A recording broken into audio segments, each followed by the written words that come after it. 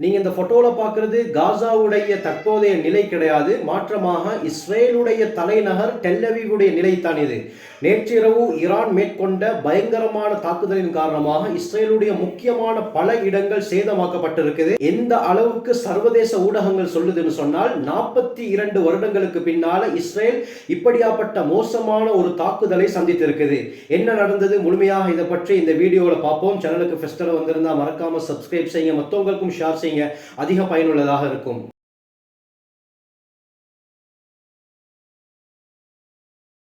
நேயர்கள் அனைவருக்கும் அஸ்ஸலாமு அலைக்கும் வரஹ்மத்துல்லாஹி வபரகாத்துஹு. இறைவனுடைய சாந்தியும் சமாதானமும் என்றென்றும் நம் அனைவர் மீதும் உண்டாவதாக.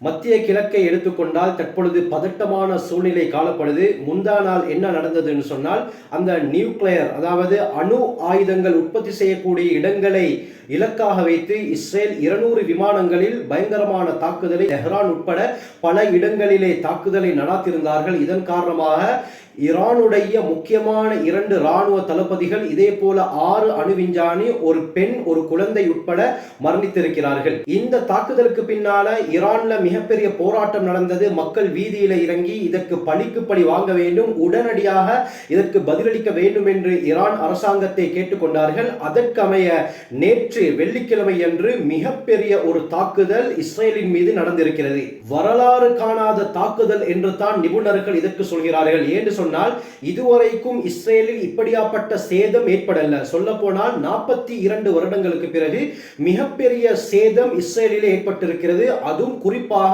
இஸ்ரேலுடைய தலைநகர் டெல் அவீவ்ல 800 ட்ரோன்ஸ், 300 பாலிஸ்டிக் மிசைல் மூலமாக ஈரான் கடுமையான ஒரு தாக்குதலை இஸ்ரேலுடைய அந்த குடியிருப்புகளை இலக்காக வைத்து தாக்கியிருக்கிறது. இதனால என்ன நடந்திருக்குதுன்னு சொன்னா, இஸ்ரேலுடைய முக்கியமான பல இடங்கள் அப்படியே சுக்குநூறாக்கப்பட்டிருக்குது. டெல் அவீவுடைய பினான்சியல் சென்டர், இதே போல ministry of defence, ministry of economy, ஹைஃபாவுடைய பல இடங்கள், டெல் நோஃப் என்ற விமானத்தளம், இதே போல காசாவுடைய கடற்கரைக்குள்ளால தன்வசம் இஸ்ரேல் வைத்திருந்த எண்ணெய் சுத்திகரிப்பு நிலையங்கள் முற்றாக சேதமாக்கப்பட்டிருக்குது. ஈரான் இந்த தாக்குதலை ஒரே தடவையில் மேற்கொள்ளவில்லை, மாற்றமாக 3 கட்டங்களாக இந்த தாக்குதலை மேற்கொண்டது. முதலாவது வெள்ளிக்கிழமை இரவு 7:30 மணியளவிலே முதல் கட்டமாக இந்த தாக்குதலை மேற்கொண்டது. அதற்கு பிறகு ஒரு சிறிய கேப் விட்டு 10 இருந்து 11 மணிக்கு இரண்டாவது கட்ட தாக்குதல். அதற்கு பிறகு நள்ளிரவு 1:30 மணி அளவில் மூன்றாவது கட்ட தாக்குதலை ஈரான் மேற்கொண்டது. இந்த ஈரானுடைய பயங்கரமான தாக்குதலின் காரணமாக 40 பேர் காயமடைந்திருப்பதாகவும் ஒருவர் இஸ்ரேலிலே பலியாக இருப்பதாகவும் சொல்லப்படுது. கடந்த 1.5 வருடங்களாக காசாவை எந்த நிலையை நாங்கள் பார்த்து கொண்டிருக்கிறோமோ, தற்பொழுது இஸ்ரேலுடைய டெல் அவீவுடைய பகுதிகள் இது போல காட்சியளிக்கிறது. முந்தைய தினம் ஈரானுடைய அந்த முக்கியமான தளங்களை இலக்காக வைத்து இஸ்ரேல் தாக்குதலை நடாத்தியதற்கு பிறகு ஈரானுடைய ஆன்மீக தலைவர் அயத்துல்லா அல் ஹமைனி என்ன சொல்லியிருந்தார் என்றால், இஸ்ரேல் நரகத்தை பார்க்க போகிறது, இந்த தாக்குதலை இஸ்ரேல் ஆரம்பித்து வைத்திருக்கிறது, நாங்கள் இதை முடித்து வைக்க போகிறோம் என்று அவர் சூளுரைத்திருந்தார். அது மட்டுமல்லாமல் ஈரான் இஸ்ரேலுக்கு அடித்த இந்த தாக்குதலை ஈரானுடைய பொதுமக்கள் பிக் ஸ்கிரீன் மூலமாக லைவாக இதை பார்த்து கொண்டிருந்தார்கள். இதே போல லெபனான், யமனுடைய மக்களும் இந்த விடயத்தை லைவாக பார்த்து தங்களுடைய கொண்டாட்டத்தையும் அவர்கள் வெளிப்படுத்தியிருந்தார்கள். தங்களுடைய ஆரவாரங்களை வெளிப்படுத்தியிருந்தார்கள். ஈரானை தலையில் வைத்து கொண்டாடினார்கள். எந்த அளவுக்கு என்றால், காசாவில் இருக்கக்கூடிய மக்களும் தங்களுடைய மகிழ்ச்சியை வெளிப்படுத்திய காட்சிகள் சோசியல் மீடியாவில் வைரலாக பரவி கொண்டிருக்கிறது. இது ஆரம்பமே தவிர முடிவு கிடையாது என்பதாக ஈரானுடைய தரப்பிலிருந்து சொல்லப்பட்டிருக்கிறது. இதனால என்ன நடந்திருக்குன்னு சொன்னால், இஸ்ரேலுடைய ஸ்கூலுக்கெல்லாம் விடுமுறை அளிக்கப்பட்டிருக்கிறது. மக்கள் பதுங்கு குழியிலே பதுங்கி இருக்குமாறு, பாதுகாப்பா இருக்குமாறு அந்த இஸ்ரேலுடைய பாதுகாப்பு அமைச்சும் தெரிவித்திருக்கிறது. இஸ்ரேல் ஈரானின் மீது மேற்கொண்ட அந்த தாக்குதலுக்கு தி ரைசிங் லயன் என்று பெயர் சூட்டியது. இந்த பதில் தாக்குதலை ஈரான் நடத்தியிருந்தது. இதற்கு ஈரான் சூட்டிய பெயர் த்ரூ ப்ராமிஸ் 3. அதாவது இதற்கு முன்னால் 2 தடவை இஸ்ரேலின் மீது தாக்குதலை நடாத்திருந்தார்கள். அதனால் இது 3வது கட்டம் என்பதாக த்ரூ ப்ராமிஸ் 3 என்ற பெயரை வைத்திருக்கிறார்கள். இஸ்ரேல் ஈரானை தாக்கியதற்கு பின்புலமாக இருப்பது அமெரிக்கா என்பதாக ஈரான் சந்தேகிக்கிறது. ஆனால் இஸ்ரேல் எப்பொழுது இந்த தாக்குதலை ஈரானின் மீது மேற்கொண்டதோ அந்த சந்தர்ப்பத்திலேயே அமெரிக்கா இதற்கும் எங்களுக்கும் எந்த சம்மதமும் கிடையாது, இது இஸ்ரேல் தான் நடாத்தியது என்று மறுப்பு தெரிவித்திருக்கிறார்கள். ஆனால் இதற்கு வாய்ப்பே கிடையாது. முடியாது. காரணம் என்னவென்றால் இஸ்ரேலுக்கு முழுமையாக உதவி செய்வது இந்த அமெரிக்கா தான். அதுக்கு என்ன ரீசன் சொன்னால் 200 விமானங்களின் மூலமாக ஈரானுடைய முக்கியமான இடங்களை இலக்கு வைத்து இஸ்ரேல் தாக்கியது. இந்த விமானங்களில் அதிகமானது F-35 என்ற ரக விமானம் தான். இது அமெரிக்காவினால் தயாரிக்கப்பட்ட உலகத்திலே அதிநவீன விமானம் தான். இது எந்த அளவுக்கு சொல்லப்படுது என்று சொன்னால் ரேடாரில் கூட இந்த விமானம் வருவது விளங்காது. அந்த அளவுக்கு அதிநவீன டெக்னாலஜிகள் மூலமாக செய்யப்பட்ட விமானம்.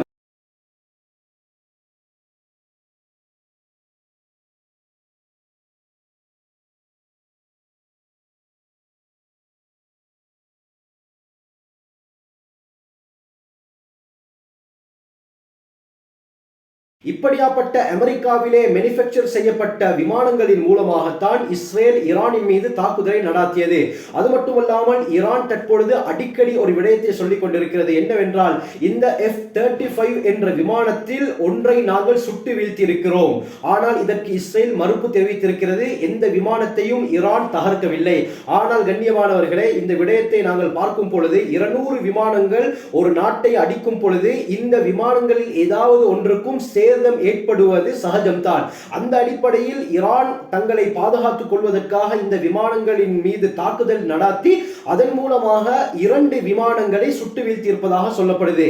இதன் காரணமாக உலகத்தில் F-35 என்ற விமானத்தை வீழ்த்திய முதலாவது நாடு என்ற பெருமை ஈரானுக்கு சொல்லப்படுவதாக தெரிவிக்கப்படுது. இஸ்ரேலுடைய இந்த ஜியோனிச ஆட்சியை ஒழிக்கும் வரை நாங்கள் ஓய மாட்டோம் என்பதாக ஈரான் தரப்பு சொல்லிக் கொண்டிருக்கிறது. இதற்கு இஸ்ரேலுடைய பிரைம் மினிஸ்டர் பெஞ்சமின் நெதன்யாகு என்ன சொல்லியிருக்கிறார்? இந்த யுத்தம் ஓயாது, தொடர்ந்து இந்த யுத்தம் நடக்கும் என்று அவர் சொல்லியிருக்கிறார். ஈரானும் இதே கருத்தை தான் சொல்லியிருக்கிறார்கள். ஆகவே இந்த யுத்தம் பெரும் ஒரு யுத்தமாக மாறுமா அல்லது ஓயுமா என்பதை நாங்கள் பொறுத்திருந்தான் பார்க்க வேண்டும்.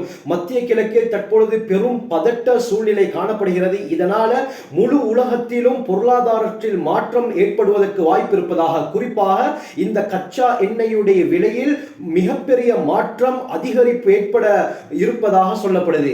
எனவே 1.5 வருடங்களாக காசாவிலே எதை நாங்கள் பார்த்தோமோ அந்த காட்சிகள் தான் தற்பொழுது இஸ்ரேலுடைய டெல் அவிவிலே நடந்திருக்கிறது. எனவே இது போன்ற சுவாரஸ்யமான பல விடயங்களை உடனுக்குடன் நீங்கள் தெரிந்து கொள்ள வேண்டுமா? எங்களை சேனலை சப்ஸ்கிரைப் செய்யுங்க, மற்றவங்களுக்கும் ஷேர் செய்யுங்க, அதிக பயனுள்ளதாக இருக்கும்.